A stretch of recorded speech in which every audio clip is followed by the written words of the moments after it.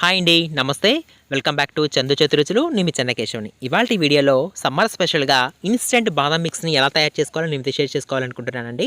సాధారణంగా బాదం పాలు తాగాలంటే మనం ముందున్న రోజు నైట్ బాదంని నానబెట్టుకోవాలి, గ్రైండ్ చేయాలి, ఆ పేస్ట్ని పాలల్లో మరిగించుకోవాలి, చల్లార్చిన తర్వాత తాగాలి. అలా చేస్తేనే పర్ఫెక్ట్ పాలు తయారవుతాయండి, బాదం పాలు. కానీ ఇప్పుడు అవేం లేకుండా, టైం గ్యాప్ అనేది లేకుండా మనం ఇన్స్టెంట్గా ఈ పౌడర్ తయారు చేసి ఉంచుకుంటేనండి ఎప్పుడు కావాలంటే అప్పుడు మనం పాలలో కలిపేసుకొని తాగేసేయచ్చు. మినిమం 6 months వరకు కూడా ఇది స్టోర్ చేసుకోవచ్చు. దీనికోసం స్టవ్ ఆన్ చేసి ప్యాన్ పెట్టి ప్యాన్లో 1 కప్పు వరకు కూడా బాదం వేసుకోవాలండి. ఈ బాదం లైట్ బ్రౌన్ కలర్ వచ్చేంత వరకు కూడా వేపుకోవాలి. ఇలా వేగిన తర్వాత 2 టేబుల్ స్పూన్లు జీడిపప్పు పలుకుల్ని, అలాగే 2 టేబుల్ స్పూన్లు పిస్తా పలుకుల్ని కూడా వేసేసి మంచి డార్క్ బ్రౌన్ కలర్ వచ్చేంత వరకు వేపుకోవాలి. ఇలా వేగుతున్నప్పుడే ఒక 6-7 యాలకులు కూడా వేసేసుకుని మంచి సువాసన వచ్చేంత వరకు కూడా వేపేసుకొని స్టవ్ ఆఫ్ చేసి పక్కన పెట్టేసి చల్లారనిచ్చేద్దాం. ఇప్పుడు ఓ మిక్సీ జార్ తీసుకొని అందులో ఏ కప్పుతో అయితే మనం బాదం పప్పును తీసుకున్నామో అదే కప్పుతో 1 కప్పు పంచదార తీసుకుందామండి.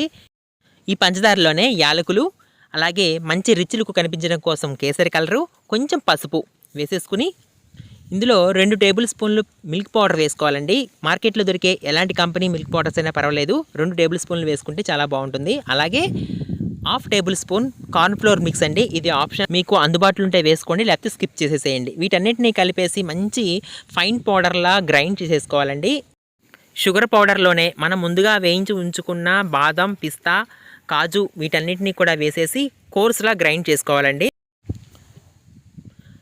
ఇక్కడ నేను చూపిస్తున్నట్టుగా ఈ రకంగా మనం పౌడర్ చేసేసుకుంటే సరిపోతుందండి. అంతే. ఈ పౌడర్ని మనం ఎయిటెడ్ బాక్స్లో స్టోర్ చేసుకొని మనకి ఎప్పుడు కావాలంటే అప్పుడు పాలల్లో కలుపుకొని తాగేస్తే మనకి ఇన్స్టెంట్ బాదం పాలు రెడీ అయిపోతాయండి. ఇప్పుడు పాలను చూద్దాం.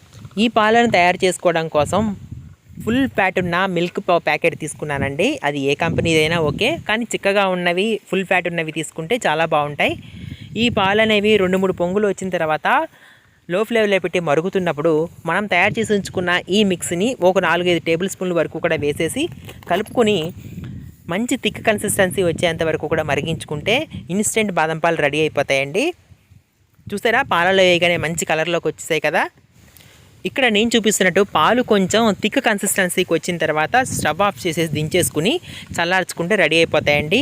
ఈ పాలని చల్లార్చుకోవడానికి ఒకే దగ్గర పెట్టేస్తే పైన మిగడ కడుతుంది కాబట్టి మధ్య మధ్యలో కలుపుకుంటూ పాలను చల్లార్చుకోవాలండి. ఈ పాలు అనేవి నేను చల్లగా తాగితేనే ఇష్టపడతాను కాబట్టి ఒక 2-3 గంటల సేపు ఫ్రిడ్జ్లో పెట్టేసుకొని సర్వ్ చేసేసుకుంటున్నానండి. చూస్తుంటేనే చాలా టెంప్టింగ్గా ఉంది కదండి. అంతే, చాలా ఈజీగా ఈ పౌడర్ని తయారు చేసేసి ఉంచుకుంటే ఎప్పుడైనా పాలు ఇంట్లో ఉన్నప్పుడు కలిపేసుకొని తాగేయచ్చండి. పైన గార్నిష్ కోసం డ్రై ఫ్రూట్స్ నేనే వేసేసుకోవచ్చు. నేనైతే కుంకుమ పువ్వు వేసుకుంటానండి. అంతే, చాలా ఈజీగా చేసేసుకోవచ్చండి.